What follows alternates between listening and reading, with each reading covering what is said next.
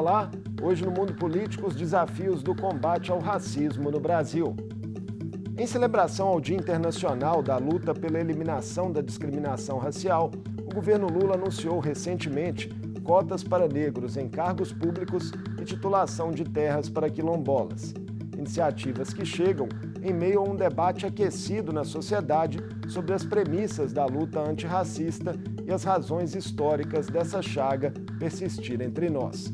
Eu converso com o cientista político e professor da UFMG, Cristiano Rodrigues. Bem-vindo mais uma vez ao Mundo Político, Cristiano. É sempre um prazer recebê-lo. Muito obrigado, Marco. Obrigado pelo convite mais uma vez. Cristiano, o presidente Lula assinou um decreto para que 30% dos cargos e funções de confiança do governo federal sejam ocupados por pessoas negras e a administração pública teria até 31 de dezembro de 2026 para alcançar essa meta. Qual que é o simbolismo dessa medida e até que ponto ela é uma demarcação de diferença em relação à gestão anterior? Bom, se trata de uma medida muito importante. Eu acho que no histórico de ações afirmativas que nós temos no Brasil, a gente se acostumou a pensar que ações afirmativas são uma forma de reparação que envolve, sobretudo, desigualdades socioeconômicas, né? É a junção entre desigualdades socioeconômicas e desigualdades raciais, sobretudo para o acesso ao ensino superior. Mas muitos estudos que nós temos hoje em dia revelam também que o acesso a cargos de diretoria, posições de poder e a disputa do poder acaba acontecendo na ausência das pessoas negras e também na ausência de mulheres, muitas vezes. Então, a presença de 30% de pessoas negras em cargos de confiança na administração pública, ela é fundamental para que a gente possa distribuir o poder. A pesquisa do IBGE, divulgada em novembro de 2022, mostra que as desigualdades sociais por cor ou raça seguem evidentes no mercado de trabalho em geral. A desocupação, a subutilização e a informalidade continuam atingindo mais as pessoas negras e pardas do que os brancos. Como lidar com isso a médio prazo, solucionar essa questão? Então, correlacionando com a questão anterior, na medida em que você tem negros ocupando posições de poder e de tomada de decisão com mais frequência e em maior número, esses negros, por virem muitas vezes de experiências de escassez econômica, social, dificuldades enfrentadas pelo racismo, conseguem propor políticas públicas, legislações e medidas que sejam mais adequadas a atender a necessidade desses outros negros que ainda estão na base da pirâmide social.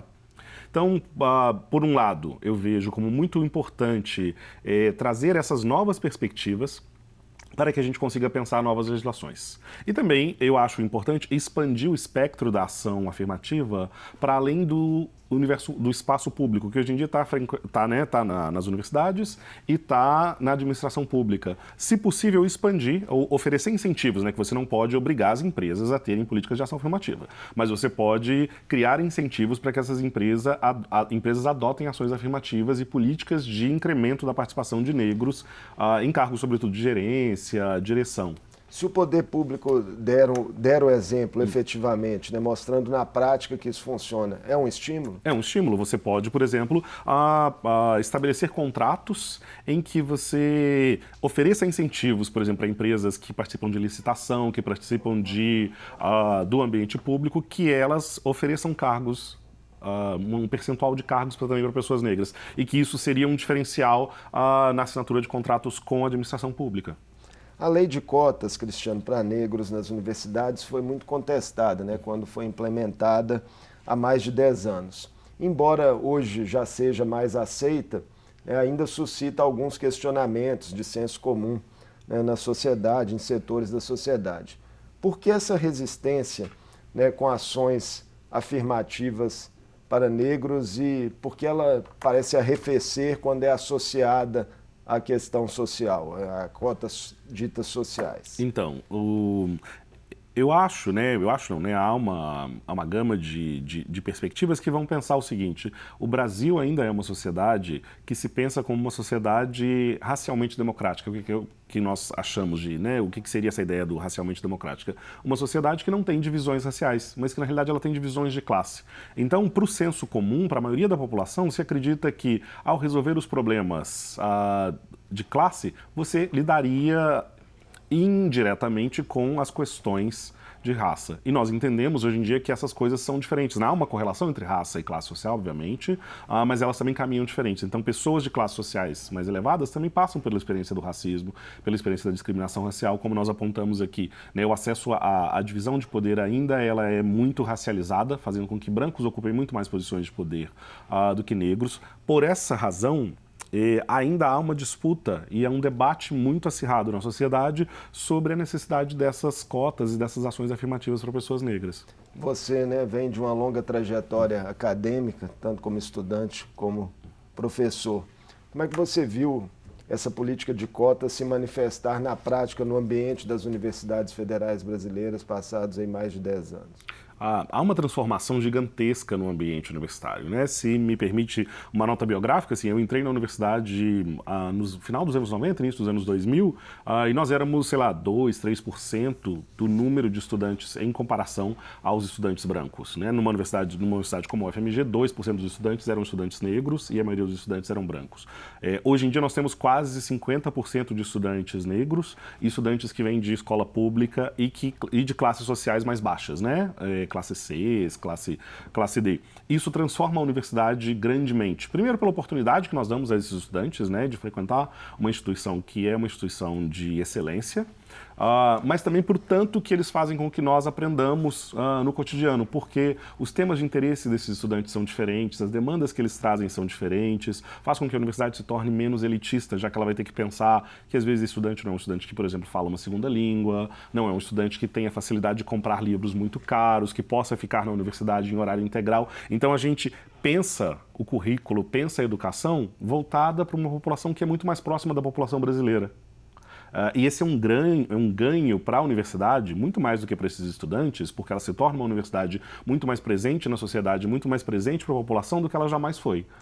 Esse é um ganho muito grande para a universidade, no meu entender. E há uma troca cultural também que é estimulada, né, entre alunos de diferentes perfis. Exatamente. O espírito da universidade, no meu entender, é trazer pessoas de origens diferentes, orientações sexuais, gêneros, sexualidades, raça, etnia, e colocá-las ali junto para que elas aprendam a conviver numa sociedade que é uma sociedade diversa, né? A ideia do universal é esse, são pessoas diversas convivendo conjuntamente, lidando com as suas contendas, estabelecendo consensos, diálogos e produzindo uma sociedade que talvez seja melhor do que a que nós temos hoje em dia. Ainda tem muita resistência no ambiente acadêmico? Eu acho que cada vez menos. Me parece, por exemplo, por parte dos professores e dos acadêmicos, tem sido cada vez mais claro a necessidade e a importância das ações afirmativas. E os estudantes já chegam também muito antenados com essa necessidade e se ajudando uns aos outros, né? Então existe também um processo de colaboração entre aqueles estudantes que vêm de posições mais privilegiadas, e outros estudantes que vêm de posições um pouco mais difíceis. Além disso, nós temos uma sociedade em que isso é debatido muito mais abertamente hoje em dia do que foi há 10, 20 anos atrás. Então, nas redes sociais, no cotidiano dos bares, as pessoas conversando, o tema das desigualdades raciais, o tema das desigualdades sociais, ele é muito mais presente em conversas cotidianas hoje em dia do que ele foi, por exemplo, na minha adolescência ou no início da minha fase adulta. Enquanto, né, tem essa evolução aí na sociedade, né, pelo menos a discussão estar mais latente, o governo Lula criou ainda, né, o programa Aquilombola Brasil para promover direitos dos quilombolas e anunciou também um grupo de trabalho interministerial que vai elaborar, né, políticas públicas voltadas às questões de raça, de gênero, enfim, e também um tema importante, ações de enfrentamento ao racismo religioso. Isso ganhou muito foco, né, nos últimos tempos, Cristiano, sobretudo ali no período eleitoral, onde a gente viu ataques muito duros a religiões de matriz africana. É um debate urgente no país? É muito. Acho que todos esses debates, né, o sobre titulação das terras quilombolas, ele é um debate muito importante porque desde os anos 90, quando começamos no Brasil a titular as comunidades remanescentes de quilombos, primeiro a gente não sabia quantas elas eram. Depois houve esses processos de que foi mudando de instituição, né? Primeiro foi o INCRA, depois passou pela CEPIR, nos governos anteriores, no governo anterior nós tivemos muita dificuldade de titulação dessas terras, então há uma demanda muito grande por parte das comunidades quilombolas, né, de que elas tenham acesso ao território e à terra, porque se percebeu também que há uma disputa muito grande por esses territórios a partir de empresas, para extração de minérios ou outras coisas que existem nesses territórios. Então, eles são espaços de disputa. É muito importante que essas comunidades tenham acesso e tenham direito coletivo a esses territórios. Sobre a ação o grupo interministerial, nós temos uma outra coisa muito importante. A sociedade de hoje, como eu disse, ela é muito diferente do que ela foi em 2003, no primeiro governo Lula. Naquele momento, a gente sabia muito pouco sobre as disparidades raciais e os efeitos que aquelas políticas iniciais de ações afirmativas, os ministérios, as secretarias estaduais teriam. Hoje em dia, a gente tem um acúmulo de conhecimento sobre tudo isso. Então, a gente sabe o que deu certo, a gente sabe o que deu errado. E, por exemplo, a gente sabe muito da importância de pensar saúde. O campo da saúde da população negra ele é um campo muito importante. O debate sobre segurança pública, encarceramento em massa, policiamento, ele é um debate fundamental. Então não dá para isso ser feito apenas numa secretaria, num ministério que tem pouco recurso, como seria o Ministério da Igualdade Racial. Se ele não for feito via Ministério da Justiça, tem que ser intersetorial, né? Ou o próprio Ministério do Desenvolvimento Social, que vai trabalhar com Bolsa Família, que é um tema muito voltado para as populações negras mais pobres. Então, a disputa interministerial ela é fundamental nesse caso. E no caso das religiões de matriz africana, como é que você tem visto? Essa já é um debate muito no campo da sociedade, né? Nós somos uma sociedade muito conservadora, uma sociedade muito preconceituosa, sobretudo em relação às religiões de matriz africana, e por isso que a gente fala de racismo religioso e não intolerância religiosa, né? Porque ela está voltada a religiões de origens ameríndias, indígenas, e religiões de origem africana. Porque se acredita que o padrão dessas religiosidades seria diferente dos padrões, sei lá, das religiões cristãs, que são mais comuns na sociedade brasileira. Então, é muito comum um ataque a terreiros de candomblé, centros de umbanda. Isso tem se intensificado? E há uma intensificação disso, né? Os estudos e o que a gente observa, inclusive na grande mídia, de que há uma intensificação constante, sobretudo nos espaços, por exemplo, de periferia. Há uma ascensão em lugares, eu não sei sobre Minas Gerais, mas no Rio de Janeiro há essa ascensão dos traficantes que são também evangélicos e que proíbem e coíbem ritos afro-religiosos no interior dessas comunidades periféricas. Vários espaços, né, em que você tem o crescimento, sobretudo de nomenclaturas de igrejas neopentecostais, porque muitas vezes, né, você tem que imaginar que o cotidiano da população brasileira, muito da população brasileira, ela é sincrética. Então, o mesmo indivíduo, às vezes, ele vai num culto evangélico num dia e no outro dia ele vai num terreiro ou num centro de umbanda para poder tomar um passe. Porque faz parte um pouco da tradição religiosa brasileira transitar por essas experiências, mas para garantir que o seu público seja fiel e permaneça ali, muitos pastores, muitos líderes religiosos se utilizam do medo, né, de incitar o medo nos fiéis para que eles operem contra as outras religiões. E esse é um debate difícil do governo entrar, né, institucionalmente. Exatamente. Depende mais da sociedade. Porque, óbvio, a gente precisa garantir a liberdade de rito religioso, a liberdade de culto, né? Isso é uma dimensão fundamental da sociedade brasileira, mas você precisa coibir via força da lei, mas também garantir educação, garantir diálogo entre, sobretudo, líderes religiosos de diferentes denominações, de diferentes experiências religiosas, para fazer com que isso vá para a população como um todo. Gerou um debate bastante instigante, Cristiano, uma recente entrevista, né, do sociólogo Muniz Sodré, em que ele questiona o conceito de racismo estrutural no Brasil. Ele considera a expressão um equívoco e considera que a classificação mais adequada seria racismo institucional. É só uma questão semântica? Por que ela importa no cotidiano das pessoas que sofrem discriminação racial? Primeiro ela é acadêmica e muito complicada, mas ela também é importante por alguns aspectos, assim. No Brasil nós temos algumas coisas interessantes, que é, por exemplo, esse conceito de racismo estrutural, que é um conceito que existe desde os anos 90, né, o que foi difundido ali nos Estados Unidos nos anos 90, e muito da ideia quer dizer o seguinte: todas as estruturas da sociedade, elas podem operar de maneira racista. E muitas vezes isso se dá não de maneira direta, né? Então, quando você desenha o funcionamento de uma instituição, quando você organiza aquela instituição. Por exemplo, se quem desenhou o funcionamento de uma instituição qualquer, vamos imaginar o sistema político brasileiro, normalmente foram homens brancos. Acaba que, enviesadamente, o sistema é feito a beneficiá-los futuramente. E isso vai permanecendo de geração em geração. Então, você teria vieses implícitos e explícitos da formação das estruturas que faria com que elas tivessem efeito racialmente não neutro, fazendo com que indivíduos brancos e indivíduos não brancos tivessem acessos diferenciados. Ok, mas aí pode ser que esse conceito de estrutura seja um conceito muito amplo e que tudo vire estrutural. Então, quando o conceito de racismo estrutural ele se tornou popular no Brasil a partir do livro do Silvio Almeida, que hoje em dia é o ministro da Justiça, a gente começou a usar esse termo cotidianamente para dizer alguém sofreu racismo estrutural, racismo estrutural, como se as pessoas que agem de maneira racista não fossem elas responsáveis pelo ato. Foi banalizado o termo? Isso, houve uma banalização desse termo. E aí há também um entendimento acadêmico, né, que eu acho que vem da origem do livro que o ministro Sodré lançou, de que talvez essa noção de racismo estrutural ela não funcione para as instituições e para as estruturas brasileiras. Mas aí por quê? O próprio ministro Sodré ele vai restringir as estruturas jurídicas, políticas, econômicas. E aí talvez a disputa aqui esteja no tamanho da estrutura. Né? Para algumas perspectivas a estrutura é tudo, ela é muito ampla, para outros elas são algumas instituições. E se essas instituições não são explicitamente racistas, talvez seja difícil dizer que o racismo seja estrutural e não institucional, que ele não esteja que ele não seja integrante dessas estruturas, dessas instituições.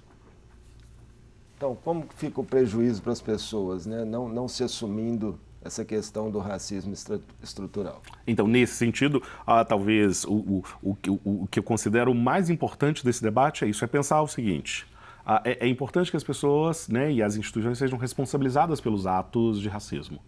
Inclusive, nós tivemos uma mudança na legislação comparando injúria racial ao crime de racismo. Então é importante que haja responsabilização, que haja um processo de reeducação das pessoas, porque senão vira também o uso do conceito da ideia, essa ideia banalizada de racismo estrutural, apenas como uma maneira de se desculpar por atos. Uma espécie de escudo, né? É um escudo. Não fiz, foi a estrutura que fez por mim. A entrevista de Muniz Sodré também traz críticas ao que seria, segundo ele, uma influência excessiva do pensamento racial americano no debate público brasileiro. Qual a sua percepção sobre isso, né? Você que tem estudos comparados, né, em relação ao Brasil e à Colômbia, por exemplo, que é um exemplo mais perto da gente.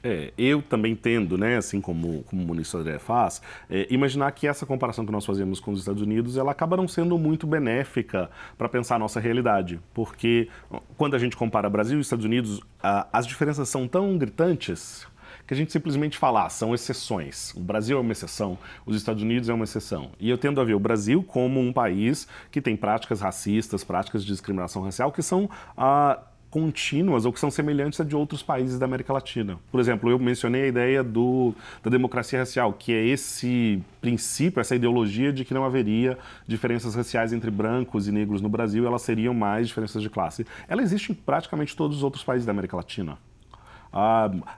Os quilombos, né? A gente tem os garifunas na América Central, a gente tem os palenqueiros na Colômbia e outros países da América do Sul, que são práticas ou que são formas de comunidades que fugiram da escravidão muito parecidas com as do Brasil. Nós temos também, né, o tanto de várias políticas públicas voltadas à preservação da cultura afro-latina, né, que também aconteceu na Colômbia, na Venezuela, em outros países que são parecidas com o Brasil. Então, eu imagino que pegar os Estados Unidos como polo de comparação é importante, mas muitas vezes acaba servindo, para usar o exemplo do escudo, como um escudo para nós não nos pensarmos enquanto um país latino-americano, em que a gente tem muito mais semelhanças com os nossos vizinhos do que diferenças. Um último ponto aí dessa entrevista que repercutiu tanto, né, do Muniz Sodré, ele aponta ligações entre novas manifestações do racismo no Brasil com o fascismo europeu. Você vê essa vinculação? Sim, talvez a diferença, né, que a gente possa pensar, muito do fascismo europeu, por exemplo, é o medo do imigrante. É o outro, né, aquele que vai ocupar os espaços que os europeus consideram só deles. sobretudo os europeus brancos. No caso do Brasil e outros países que têm uma longa tradição de escravidão e uma longa tradição de coexistência multirracial, mas que é uma coexistência multirracial baseada em profunda desigualdade e discriminação, é o medo de que o outro venha a ocupar o mesmo espaço que os brancos ocupam. Então o negro vira, no fascismo brasileira, o outro do Brasil. Assim como já tivemos casos com os movimentos eugenistas brasileiros do final do século XIX, início do século XX, a mesma coisa, a ideia de devolver negros para a África, trazer brancos para misturar brancos com negros e aí, enfim, levar uma sociedade que fosse embranquecendo com o tempo. Então, o padrão do fascismo, hoje em dia, europeu, que é esse do medo ao imigrante, ele se reproduz no Brasil e em outros países multirraciais, como também o medo do seu concidadão, que é étnica e racialmente diferente do branco. No seu livro, Afro-Latinos em Movimento, você avalia, Cristiano, como a negação do passado escravista e do racismo no Brasil impactou a luta antirracista no país. Quais foram as principais conclusões que você chegou nesse processo? Então, acho que uma das coisas muito importantes é, conforme nós fomos negando a experiência do racismo, dizendo racismo não existe no Brasil, ou no Brasil o racismo é mais sutil, ou o racismo não é tão grave e tão integral na sociedade como é, por exemplo, nos Estados Unidos, a gente foi impedindo duas coisas. Primeiro, a socialização dos indivíduos negros para se entenderem como negros e perceberem que eles eram vítimas da discriminação e que muitas vezes a ascensão social deles, o acesso a espaços de, às vezes, lazer mesmo, de transitar de um espaço para outro na sociedade, eram limitados pela cor da pele. Então, muitas vezes isso era entendido como atos individuais. Tanto que o tornar-se negro ou se descobrir negro é uma coisa muito comum no Brasil, de que as pessoas, eventualmente, aos 20 e poucos anos, aos 30 anos, elas começam a se dar conta de que, eu sou negro. Mesmo tendo crescidas num ambiente com várias pessoas negras, em que elas perceberam algumas restrições à sua participação social, elas não consideram isso como um elemento do racismo. Então esse é um primeiro aspecto, ou seja, as pessoas negras têm muita dificuldade no Brasil, ainda hoje, de se reconhecerem como negras, porque tudo que é negativo é relacionado às pessoas negras. A gente pode pensar uma série de frases racistas que eu não vou repetir aqui, mas que vão associar o negro à coisa suja, ao que não dá certo. Frases que até alguns anos atrás estavam aí muito normalizadas. Muito normalizadas. Se você vai na mídia, todos os espaços têm divisões clássicas entre atores negros fazem trabalhos, papéis de empregadas, pessoas em sofrimento, em violência, traficantes, ladrões, pessoas brancas ocupam posições de poder. Então isso fez com que a ação política dos negros voltado para a luta da igualdade, ela fosse postergada.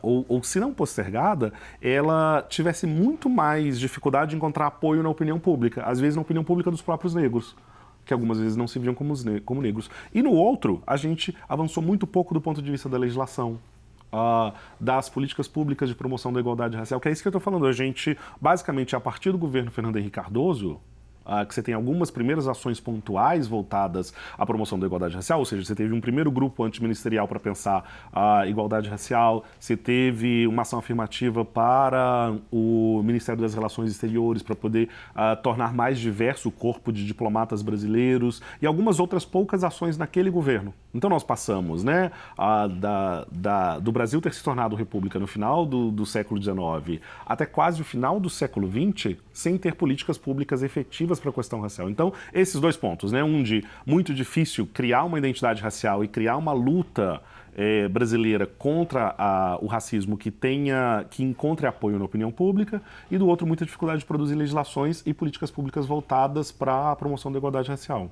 Esses poucos avanços de legislação que você aponta tem a ver com a questão do backlash, quando a sociedade progride para um lado e um grupo ganha direitos, a reação em sentido contrário. É isso que está acontecendo no Brasil? É isso, é óbvio, Então é muito imaginar como se fossem placas tectônicas, Então a sociedade, ou pelo menos numa sociedade capitalista, de democracia liberal, para que alguns tenham acessos, outros teoricamente vão ter que perder. Não tem acesso para todo mundo, não tem vaga para todo mundo na universidade.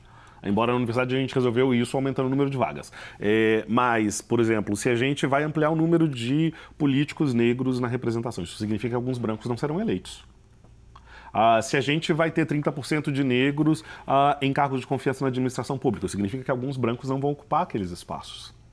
Então, aqueles indivíduos que estão tradicionalmente acostumados e que têm certeza de que eles merecem e devem ocupar aquele espaço, eles vão agir na direção contrária à garantia desses direitos. E aí vai ser uma disputa para que as coisas voltem como se fosse como se as coisas querendo que as coisas voltassem ao seu tempo anterior. Em meio a essas disputas, a violência política no Brasil também tem um recorte claramente racista? Hoje em dia, mais, né? Então, conforme nós fomos nós fomos, por exemplo, criando normativas para garantir uma maior participação de negros na política, né, como distribuição proporcional de recursos, que é uma medida que foi se adotando, a violência política foi aumentando. Então, a visibilidade de negros na política aumenta também a violência política contra eles, sobretudo contra mulheres negras. Tem um estudo da UERJ que identificou que o medo de sofrer esse tipo de violência, é um estudo do ano passado, de 2022, aumentou entre pessoas negras que atuam politicamente devido, segundo esse estudo, à ascensão de uma direita mais radicalizada no país.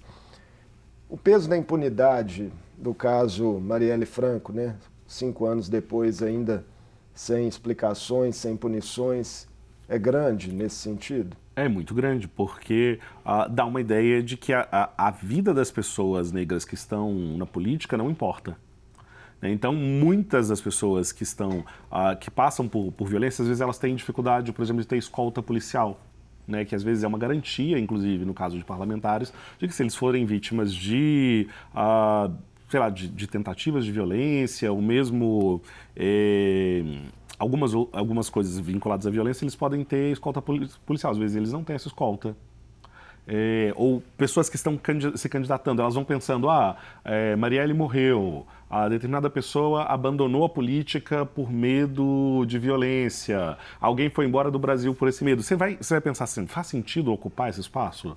Então, o medo ele é muito frequente por conta da coisa da impunidade também. Indicativos de que temos uma caminhada longa pela frente. Exatamente, a gente apenas começou, né? Cristiano, muito obrigado por essa conversa conosco, mais uma aqui no Mundo Político, importante, né, pontuando aí diversas questões relacionadas ao combate racial no Brasil, que a gente consiga evoluir, né, e conversar mais para frente com notícias mais positivas. Tomara. Muito obrigado, viu? Eu conversei com Cristiano Rodrigues, cientista, político e professor da UFMG. Falamos dos desafios históricos da luta antirracista no Brasil, de possíveis impactos de ações anunciadas recentemente pelo governo federal em relação ao tema. O Mundo Político fica por aqui. Obrigado por nos acompanhar e até o próximo programa.